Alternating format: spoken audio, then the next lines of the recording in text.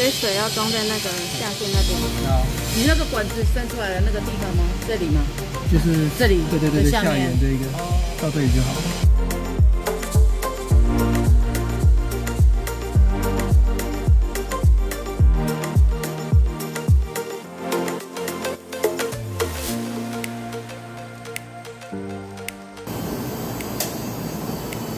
充电之后，然后就开。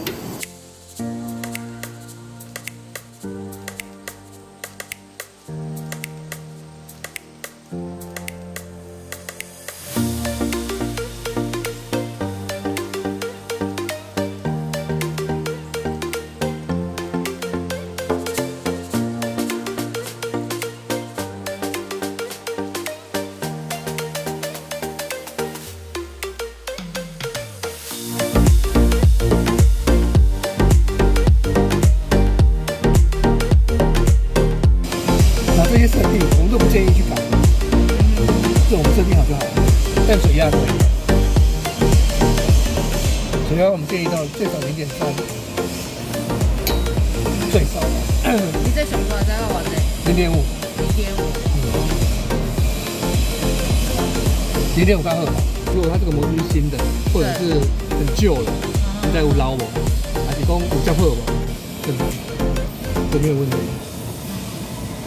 然后他在测的时候用空气在测，所以空气测得出来它有没有漏。它流量检测，有些气通常都是新模啊咧用的，就知影讲这个我新的模啊，伊数据是偌济，后摆要设时我知有一个记录伫的。一开始我们主外面启动就可以了，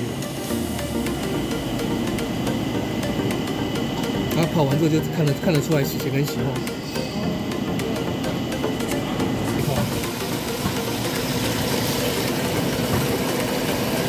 一段一段的，一直滚。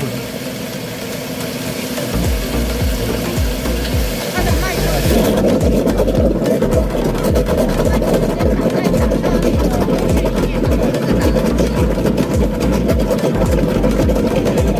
这个大气怪，在上面造。哦，要开得很高。